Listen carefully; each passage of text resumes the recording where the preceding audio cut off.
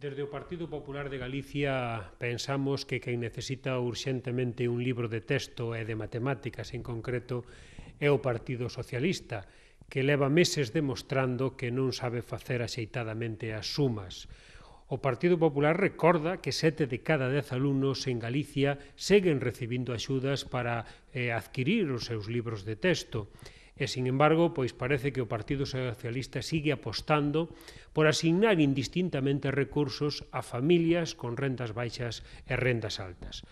Nós, desde o Partido Popular, temos que criticar esta postura demagóxica do Partido Socialista Galego, que sigue sen encontrar límites e se dedica simplemente a lanzar acusacións falsas con cifras que nada teñen que ver ca realidade existente.